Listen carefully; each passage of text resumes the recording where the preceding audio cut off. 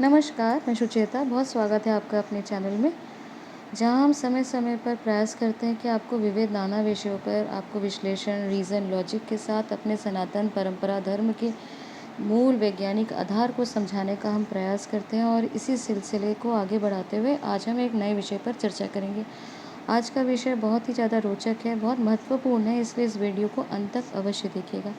आज हम चर्चा करेंगे कि पितृपक्ष वर्ष के इसी समय पर क्यों मनाया जाता है और आशा है कि आपको ये विषय हमारा विश्लेषण जो है वो ज्ञानवर्धक लगे। और अगर आपको ये ज्ञानवर्धक लगे तो हमारे चैनल को आप निश्चित ही सब्सक्राइब करें, वीडियो को लाइक करना ना भूलें। और आगे हम अब चर्चा करते हैं कि हमारी जो रिसर्च के पीछे पितृपक्ष को मनाने का मुख्य हमने जो रिसर्च किया, विश्लेषण किया, उसके 3 मुख्य आधार थे।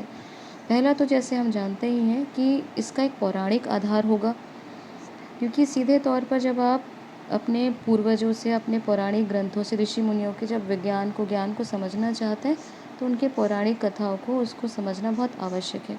सेकंड पॉइंट में हम चर्चा करेंगे इसके वैज्ञानिक आधार को, मनाने का क्या कारण है और इसी वर्ष मनाने के क्या वैज्ञानिक कारण हो सकते हैं, उन कुछ कारणों पर हम चर्चा करेंगे। और थर्ड कारण होगा हमारा स्पिरिचुअल यानी आध्यात्मिक कारण, कि किस कारण ये आध्यात्मिक रूप से हमारे जीवन में ये समय बहुत अनुकूल है, किस प्रकार से इसे मनाया जाना और इसी समय क्यों मनाया जाना चाहिए, इस पर आज हम चर्चा करने वाले हैं। तो चलिए पहले हम प्रारंभ करते हैं इसके पौराणिक कारण को, कि पौराणिक कथा क्या कहती है और इसको बनाने का क्या कारण बताया जाता है।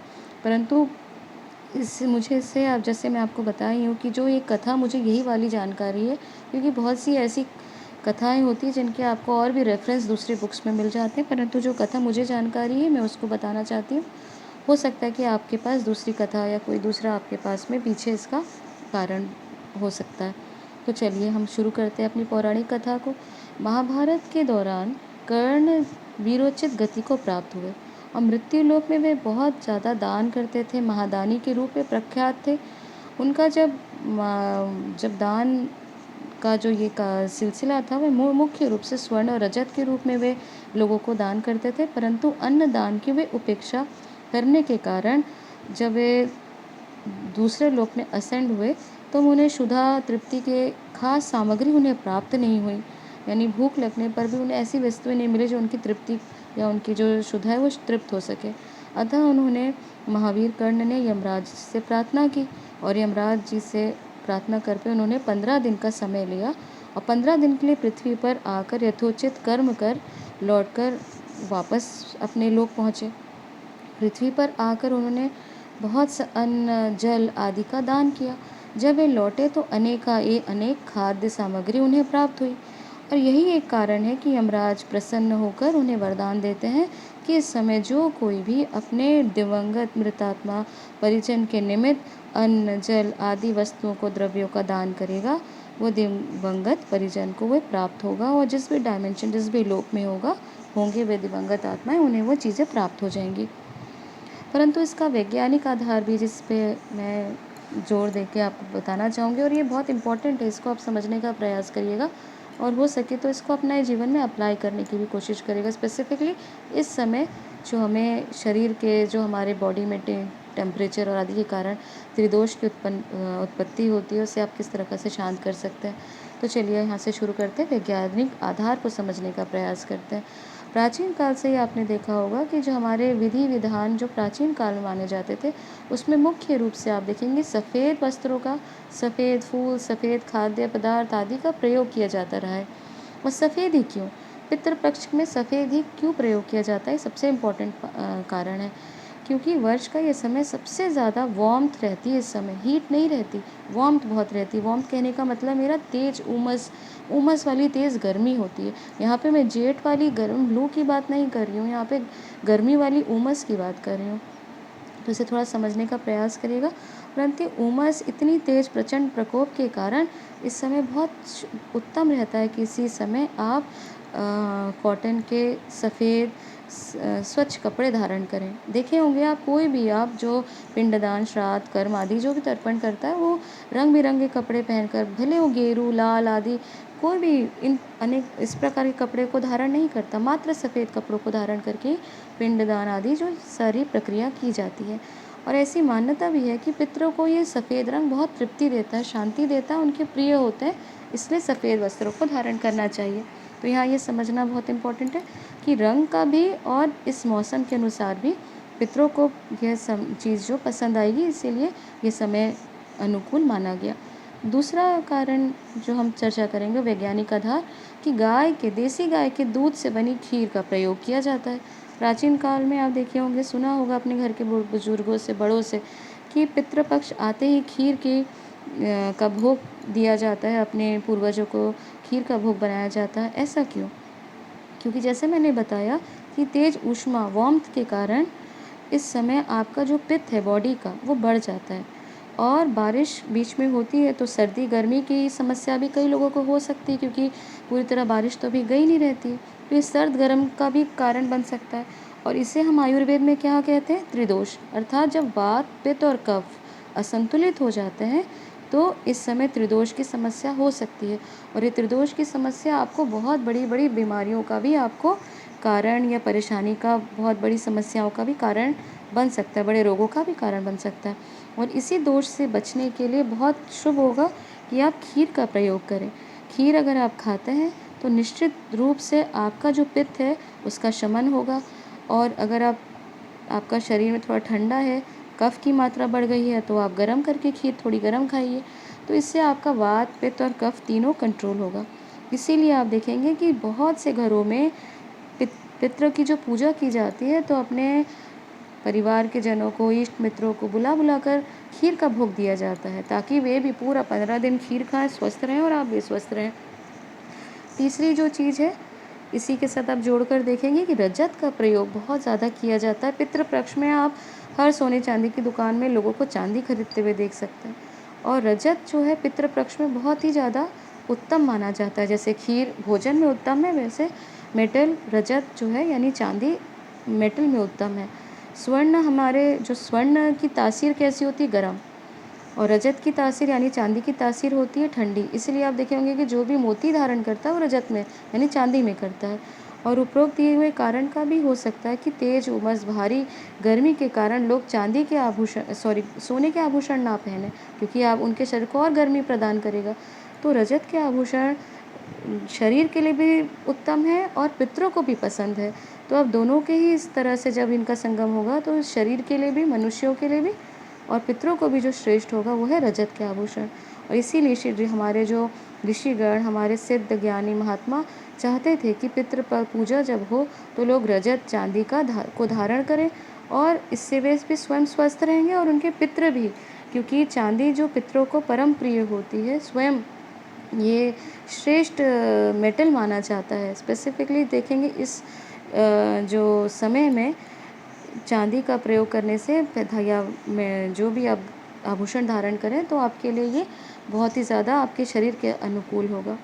वायु पुराण में आप देखें कि इसका कितना सुंदर इसके बारे में लिखा गया है कि जो लोग रजत नहीं पहन सकते या रजत का दान भी नहीं कर सकते, तो उनको कोई ना कोई चांदी की चीज़ पितृ पूजा के समय अपने समक्ष रखना ही चाहिए।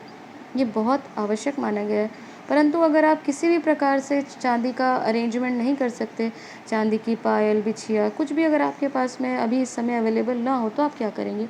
चांदी का उच्चारण ही करने से, रजत बोलने से, इसका उच्चारण ही करने से आप देखेंगे कि जो हमारे पितृ हैं उनको शांति प्राप्त होती है। ये कहा गया है वायु पुराण के 74वें अध्याय में कि कितना इम्पोर्टेंट मेटल इस समय इसको माना गया धारण करने के लिए। तीसरा जो आप देखेंगे, बहुत से हमारे जो भी पितृ कर्म से संबंधित पुस्तकें हैं, ग्रंथ है, पुराण है, उनमें लिखा हुआ है कि आपको इस समय 3 बार स्नान करना चाहिए। अपने कई पुराणों को पढ़ा भी होगा कि 3 बार स्नान आप करेंगे तो निश्चित ही, अगर 1 महीने बाद अगर ये कोई कहता, जब कार्तिक या मार्गशीर्ष का महीना शुरू होगा, पहले कार्तिक फिर मार्गशीर्ष, तो ये असंभव होता। इस समय हमें 3 बार स्नान करना हमारे शरीर के लिए बहुत उचित है, बहुत ही ज़्यादा स्वास्थ्यवर्धक है। क्यों? क्योंकि जब इतनी तेज़ उमस, गर्मी रहेगी तो पसीने के कारण आपके अंदर जो अनेक प्रकार के जो ये पित्त भी जो आपके शरीर में बढ़ जाता है, इसका भी शमन करेगा अगर आप बार बार नहाएंगे। तो ये समय नहाने के लिए भी अनुकूल होता है 3 बार। अगर 2 बार ही नहाना हो तो भी, जैसे अगर आपको बार बार स्नान करने का जैसे नियम बनाया गया है, तो इससे कितना ईज़ी होता कि आप इस समय आप 3 बार 4 बार भी नहा सकते हैं। क्यों? क्योंकि गर्मी रहती है, इस समय उमस रहता है। यही अगर 1 महीने बाद कोई कहेगा कि कार्तिक मास अगला महीना है, मार्गशीर्ष के महीने में कोई कहेगा जहाँ तेज़ ठंड रहेगी, तो यह संभव नहीं हो सकता था। इसीलिए साधना संस्कार के पीछे बहुत से रीज़न दिए गए हैं जो हमारे जीवन में सुख का कारण बनता है। इसके पीछे विज्ञान है और इन्हीं चीज़ को हमें समझना, हमारे जीवन में इसे धारण करना बहुत अनुकूल है, आवश्यक भी है। तो चलिए अब हम आगे चर्चा करेंगे तीसरे पॉइंट पर। तीसरा पहलू है आध्यात्मिक पहलू। और ये जो साधक हैं, जो अपने जीवन में कुंडलिनी जागृत करना चाहते हैं या अपने जीवन में आगे असेंड करना चाहते हैं, उनके लिए ये पॉइंट बहुत इम्पॉर्टेंट है, जो साधक या साधना के मार्ग से जुड़े हुए हैं।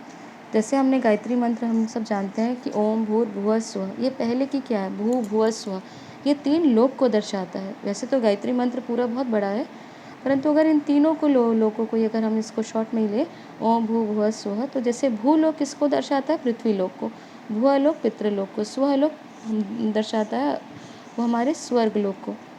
इन्हीं लोकों को आप जब चक्रों के माध्यम से जोड़कर समझते हैं, देखते हैं, तो भूलोक का कहेंगे आप मूलाधार चक्र उसे रिप्रेजेंट करेगा, जिसका तत्व होता है पृथ्वी। भुवा लोक अर्थात स्वाधिष्ठान चक्र, इसका जो चक्र जो तत्व होगा वो जल। और जैसे कि आगे स्वर्ग लोक, इससे मणिपुर चक्र से देखा जाता है और इसको अग्नि तत्व रिप्रेजेंट करती है। हमारा मुख्य उद्देश्य भुवा लोक तक ही है। तो अगर हम देखते हैं कि आगे स्वाधिष्ठान चक्र अर्थात जल तत्व जो रिप्रेजेंट करता है, पितृ देवता हमारे जीवन में क्या डिपार्टमेंट कंट्रोल करता है, वो है संतान समृद्धि का, धन का। तो संतान स्वाधिष्ठान चक्र भी जो है वो आपके मनुष्य में के जो बॉडी पार्ट प्रजनन ऑर्गन यानी जिसे आपके प्रजनन तंत्र से आपको जोड़कर समझना होगा। यही ऑर्गन आपके इस पार्ट को कंट्रोल करेगा, चक्र। साथ ही अपार्ट फ्रॉम दिस टॉपिक अगर आप समझना चाहें कि जो लोग जल का दुरुपयोग करते हैं, या आप थोड़ा सा इसको और गहरा समझना चाहें, तो जो महिलाओं से संबंधित जो व्यवहार ख़राब करते हैं, उन्हें आगे जाके स्थिति भी उनकी थोड़ी जो धन की स्थिति बिगड़ती हुई आगे हमारे उनके जीवन में आप देख सकते हैं। जैसे कि धन, जिनके घर में जैसा जल होगा वैसे ही उनके घर में धन की व्यवस्था होगी। तो ये चीज़ को थोड़ा आपको देखना रहेगा। परंतु अगर वापस अपने टॉपिक पर हम चलें, स्वाधिष्ठान चक्र जो है वो वर्ष के इस समय बहुत ज़्यादा आप एक्टिवेट कर सकते हैं। इसके पीछे क्या कारण है? सबसे स्पेसिफिक जो पहला कारण है वो समझना पड़ेगा कि दक्षिणायन का समय होता है ये पितृपक्ष का।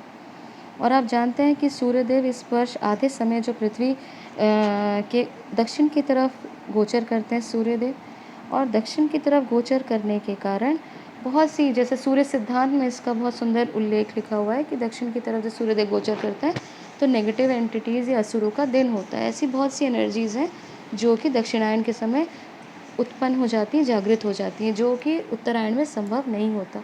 इसीलिए जो बहुत से ऐसे पूर्वज होते हैं, पितृ होते हैं, ऐसी बहुत सी आत्माएं होती हैं जो अतृप्त होती हैं, जिनका ठीक से पिंडदान नहीं हुआ होगा या अंतिम संस्कार उनकी ठीक से नहीं की होगी।